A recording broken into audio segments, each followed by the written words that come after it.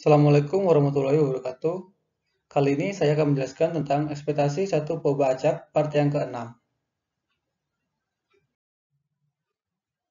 Fungsi pembangkit momen. Pada bagian sebelumnya, kita sudah membahas momen ke K, yang dinotasikan dengan mu aksen K. Momen ini bisa juga diperoleh melalui besaran lainnya, yang dinamakan fungsi pembangkit momen. Sehingga fungsi pembangkit momen merupakan sebuah fungsi yang dapat menghasilkan momen-momen. Selain itu, penentuan distribusi baru dari poba acak yang baru merupakan kegunaan lain dari fungsi pembangkit momen.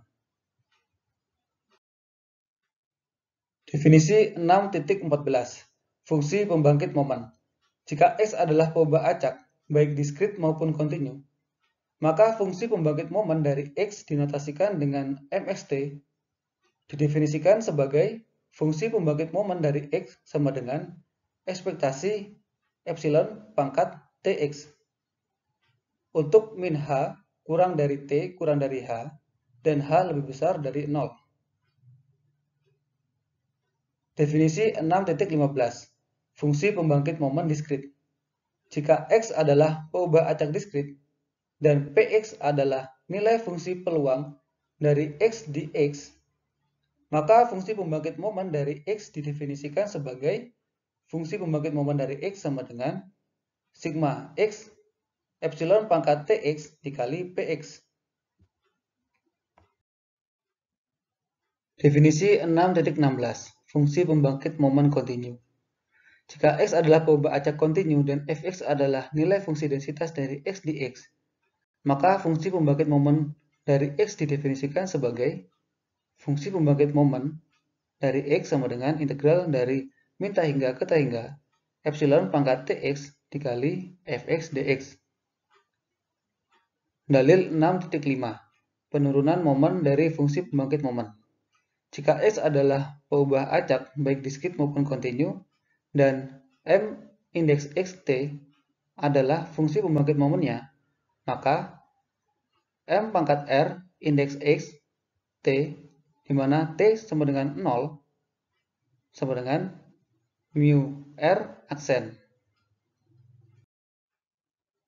Contoh, misalnya fungsi peluang dari X berbentuk Px sama dengan 1/4 dikali 2 kombinasi X, di mana nilai X sama dengan 0, 1, dan 2. Lalu untuk A, tentukan fungsi pembangkit momen dari X. Untuk yang B, hitunglah mu1 aksen dan mu2 aksen berdasarkan hasil fungsi pembangkit momen. Penyelesaian. Untuk yang A, fungsi pembangkit momen dari X sama dengan sigma X epsilon pangkat Tx dikali Px sama dengan sigma X sama dengan 0 sampai dengan 2 epsilon pangkat Tx dikali 1/4 dikali 2 kombinasi X sama dengan 1/4 dikali 1 plus epsilon pangkat T dikali 2 kombinasi 1 plus epsilon pangkat 2T dikali 2 kombinasi 2. Jadi, fungsi pembangkit momen dari X sama dengan 1/4 dikali 1 plus 2 dikali epsilon pangkat T plus epsilon pangkat 2T, di mana T elemen bilangan real.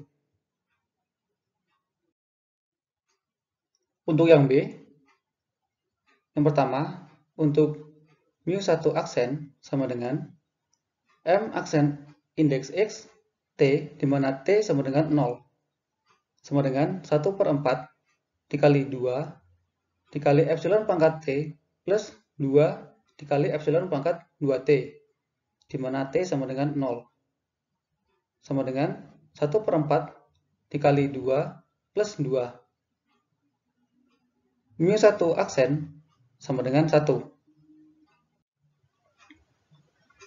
Selanjutnya yang kedua, untuk mu2 aksen sama dengan M double aksen X T, di mana T sama dengan 0, sama dengan 1/4 dikali 2 dikali epsilon pangkat T plus 4 dikali epsilon pangkat 2T, di mana T sama dengan 0, sama dengan 1/4 dikali 2 plus 4 sama dengan 1,5. Dalil 6.6. Jika X adalah perubahan acak dan C adalah sebuah konstanta, maka untuk M indeks Cx T sama dengan M indeks X Ct. Dalil 6.7. Jika X adalah perubahan acak dan C adalah sebuah konstanta, maka M indeks X plus C T sama dengan epsilon pangkat C T dikali M indeks X T. Dalil 6.8.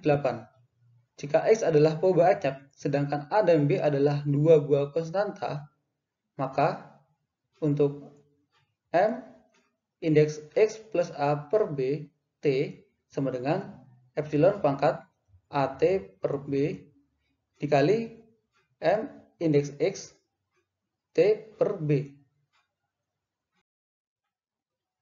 Sekian dari saya. Terima kasih atas perhatiannya. Wassalamualaikum warahmatullahi wabarakatuh.